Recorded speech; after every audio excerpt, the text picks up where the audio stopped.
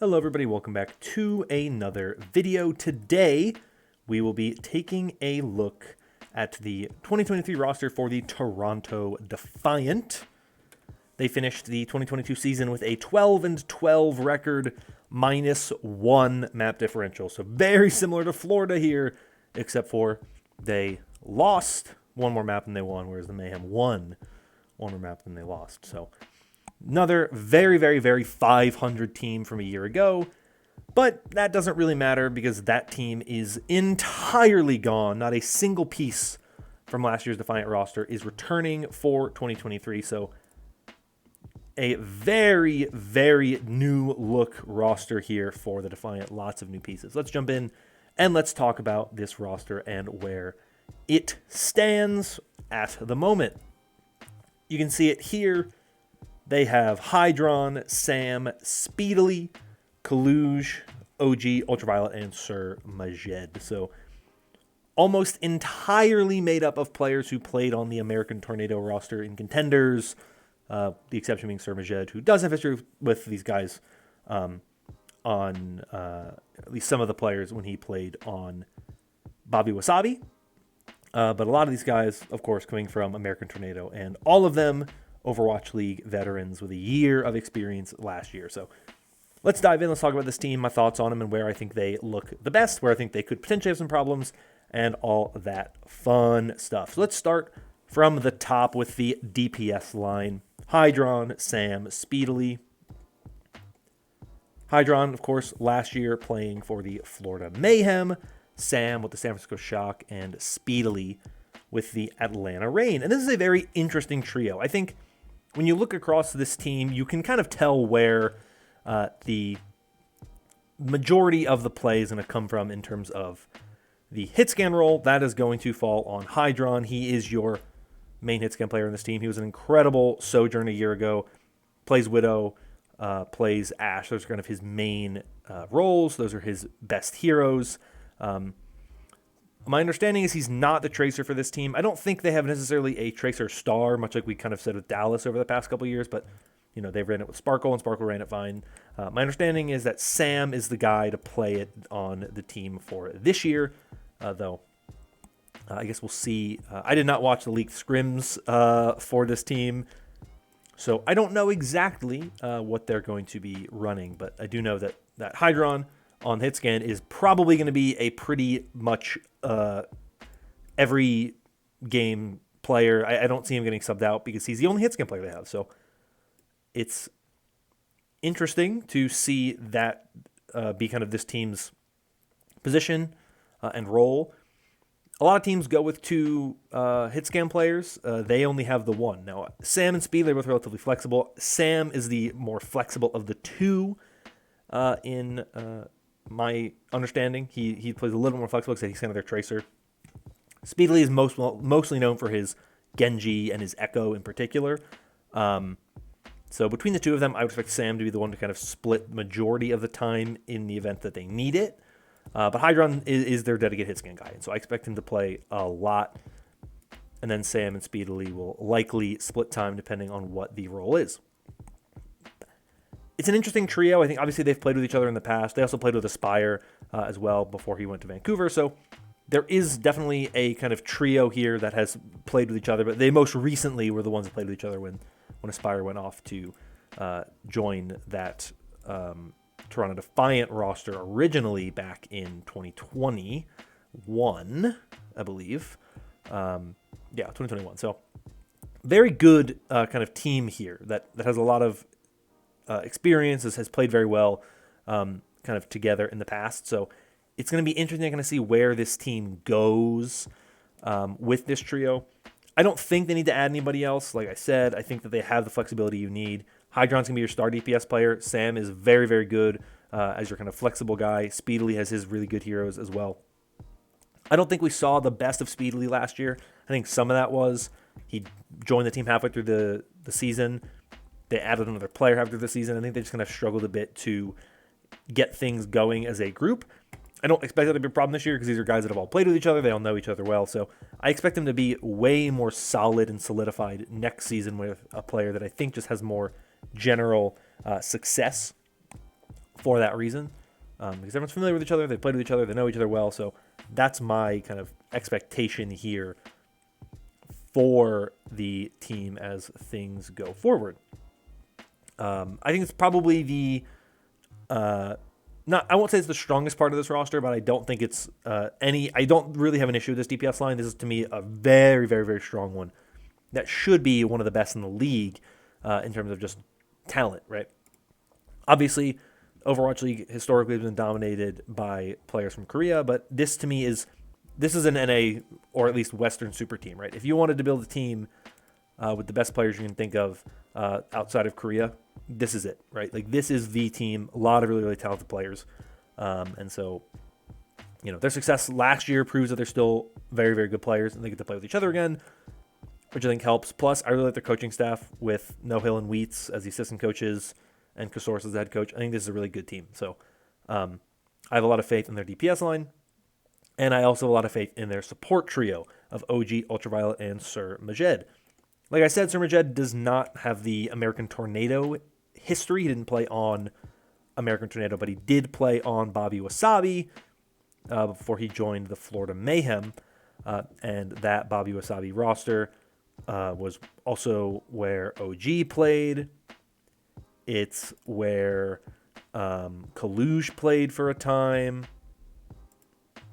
Mikey played there. Speedily played there. So he's played specifically with OG, Speedily, and Kaluge. So that's a good thing there as well, right? Like, he's played with multiple people on this roster before, so he fits into this team very, very well. I was not surprised when I signed him. I expected him to be a part of this team. I do think he'll be the secondary flex support because I thought Ultraviolet played very, very well last year. I thought he was one of the best players on the Reign last year. Early in the year, he was in the conversation for Roll Star, for kind of a sleeper rookie of the year pick.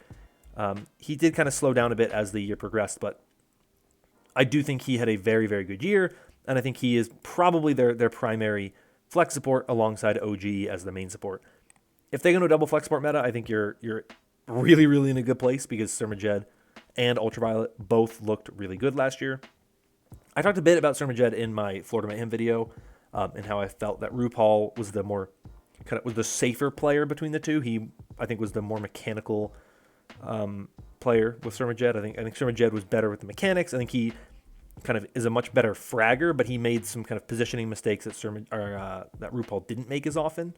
So to me, I look at this and I say, if you're putting Sir Majed in a double flex position alongside Ultraviolet, you want Sir Majed to be fragging. You want him to be popping off. You want him to be kind of going for all those kills. So I don't know which of them will be playing Kiriko the majority of the time. I'd imagine it's Ultraviolet if he's the starter, but this roster, I think, has some very, very good talent on it in the support line.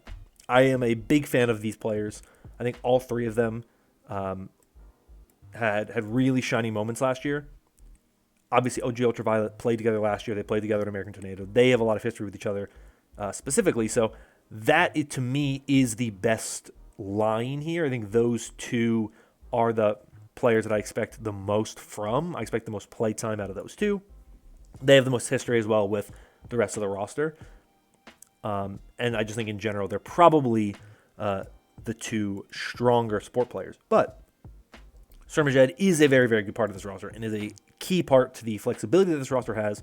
He's a huge part of why I think this roster has any potential of succeeding in pretty much all metas, because I wouldn't really want OG to be my double flex guy, but when it comes to a double flex meta and you have Sir Majed, yeah, like Sir Majed Ultraviolet to me is among the best possible double flex metas, double flex lineups for a kind of a Western team. So I'm all in on Sir Majed being a part of this lineup. Ton of talent here, really, really good players that I think is, in my opinion, the strongest part of this roster. I've been a very big fan of OG for years. I've been a very big supporter of his before he joined the Overwatch League. Then you have Ultraviolet, who really impressed me last year. I wasn't super familiar with him, but last year he very much impressed me, and Sir Majed as well.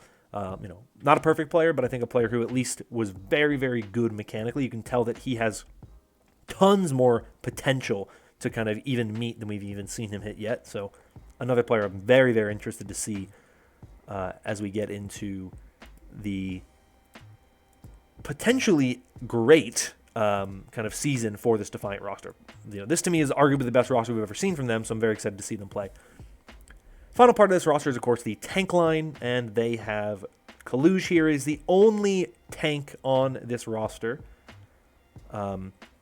There were rumors originally about Reiner joining this roster, and as far as I can tell, he was supposed to join this roster, but he ended up taking a step back because of, presumably, from my understanding is it was health issues, mental health issues, stuff like that, is why he decided to go on the back seat for this season. But he could definitely come back. Kaluj and Sam did an interview with Plat Chat where they basically said Reiner could come back if he wanted to, and he'd still be very, very good. He still has that fire to compete. He just needed to take a step back because of personal reasons, which is totally understandable, and I'm not gonna judge him for that. But also in that interview, Kaluj basically said, "Yeah, I wouldn't play ball. So if we get into a ball meta, we're probably gonna have to pick somebody up on a 30-day contract." So that is something to consider with this team. Kaluj plays a very, very, very solid array of heroes. He's a really good Sigma. He's a really good Junker Queen. His Diva's really, really good. He has heroes who can play at a very high level. We saw him be the primary tank for the majority of the season last year with the Shock. He just didn't play the ball, right? He played some Winston as well, which I thought was decent. In the grand finals, they opted to go with Mikey. He played better in that kind of compositional style. So there's definitely some holes in what Kaluj can and can't play, but he understands those, and he's definitely the type of player who is willing to kind of take a step back. If he says, look, if we're in a meta that I'm not good in, I'm fine taking a step back. I'm not someone who's going to be kind of demanding I play in a meta that I know I'm not as good at. And I think that's a really good thing from Kaluj. I think that's one of the things that he needs to kind of have as a player, is the ability to say, I know where my weaknesses are, and I'm fine with us having someone else to come in and fill that. So I don't know what their plan is in the event that we get to one of those metas that you wouldn't want him playing the main hero. There's potential for him to be a part of this kind of team as their only tank for the whole season, which if that is the case, I'd be concerned. But I think they'll probably pick up another tank if things require that. Like he said, they would even consider doing a 30-day player. So who knows? I think it would be really funny if they get into a meta where they need someone who can play ball and they sign Reiner to a 30-day contract. And he's like, yeah, look, I'll come in for this one tournament or whatever. I'll play on a 30-day contract. I'll get us the wins, whatever. And then I'm going to go back and take a step back again. Who knows what's going to happen there? I'm not saying that will happen, but keep your eyes out for this team adding a potential tank. This, to me, is the one spot that they really need more flexibility, because Kaluj is really good at what he can play. He's not going to play everything. He's said as much he's not going to play everything. And so I think it is very possible that this team goes, maybe even Mikey, though Kaluj and Sam made it sound like Mikey probably wouldn't come back to the Overwatch League. He's content being in collegiate. So who knows?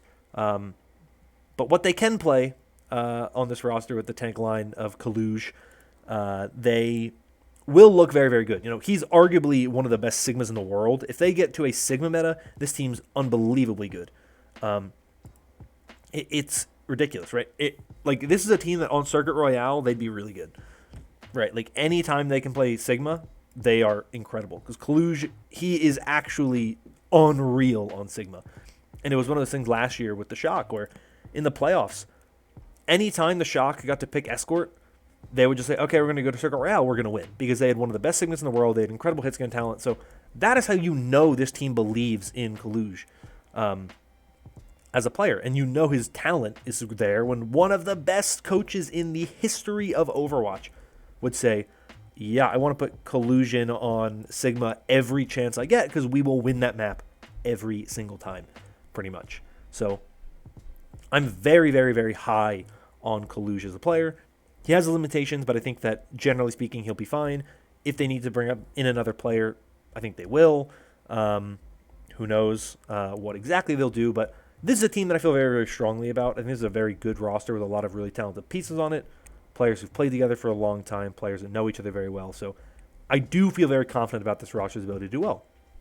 To me, they're kind of in that secondary tier of teams in the Western region, right? You have your teams towards the top, like the Shock, like the Outlaws. I think the Uprising are probably up in that area as well. Then you have teams like the Gladiators and the Defiant, where I think, and who knows where the Reign are going to fall, but they're in kind of, to me, that upper, that at the very least upper level. They might be on the bottom end of that upper level, but to me, they're going to be competing with the best teams in the league because I really do rate the talent on this team. I think this team looks better than the Florida roster we saw. I think this team looks better than London. We haven't seen New York or the Valiant. I think they'll be better than them. I think they look better than Washington. So I think this team is a very good team. I think they're definitely in the top half of the Western region. Can they compete with the very best teams in the Western region? I don't know yet. We'll have to see. But these are players who found a lot of success last season. You think about how well the Reign played last season, early in the season with OG and Ultraviolet. You think about how well the Shock played throughout the season. That's where Kaluge played, and that's where Sam played. Florida was a very good team with Hydron and Surmajed. So there is precedent here for all of these players who found success throughout last season to continue to have that success, right? All of them were strong parts of good teams last year. None of them were, on really bad rosters that struggled a lot throughout the season. So I have a ton of faith in this roster. I think this roster is in a very good place to find a strong outing in the 2023 season. I think this is one of the better teams. It's one of the more interesting teams to me. It's one of the teams I'm most excited to watch because we really get to ask that question and potentially answer the question that we had kind of years ago when American Tornado was at its height and they were talking about how they were beating teams, they were beating Overwatch League level teams. Can they do that now, right? And, British Hurricane versus American Tornado. British Hurricane's not really a thing anymore, that kind of really good Hurricane roster, but we get to see at least kind of parts of that roster with Hottie and Sparker, Admiral kind of joined that roster after the fact, kind of compete and potentially see who's the better team there. So it's an interesting team. I really like this team a lot. I think they're going to be one of the better teams in the region, but I don't know if I think they're capable of winning a championship. I think in certain metas, right? If the playoffs and grand finals is a Sigma meta with double flex support, I mean, this team could win the whole thing, right? Like, there are very few teams that I'd look at and say, like, definitively you're going to find many better teams. I think the Shock with Max and Vindime and why can't I think of his name? Finn. Definitely a potential for that conversation as well. But there are definitely paths where I think this team could win a grand finals if you put them in the right kind of meta or win a tournament in the right kind of meta. But I would not favor them among some of the best teams that we perceive in the region. But I think this is going to be a good team, and they're going to perform very well, and they're going to be among the teams kind of competing for those tournament spots, both in the midseason and in the playoffs. And so I think that this is a team that I'm very excited to watch for that reason.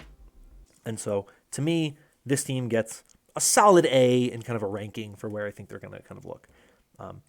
That's my thoughts on this team. We really can look at the success that American Tornado had to kind of have some idea of what this team will be. It'll be interesting to see how much success they can find now in the Overwatch League level versus contenders. So that's really what I'm excited for. But yeah, those are my thoughts on this team. Let me know your thoughts in the comments down below. If you agree with me, disagree with me, whatever it may be, I'd love to hear from you down below. But that's going to be all from me for today. Thank you all once again for watching. If you want more videos like this in the future, consider liking and subscribing for more videos. Got another one coming out on Wednesday talking about the new look for the Washington Justice. If you're excited for that, definitely make sure to subscribe to see that as soon as it comes out. But that's going to be all once again. Hope you're all staying safe and staying healthy. And until next time, bye-bye.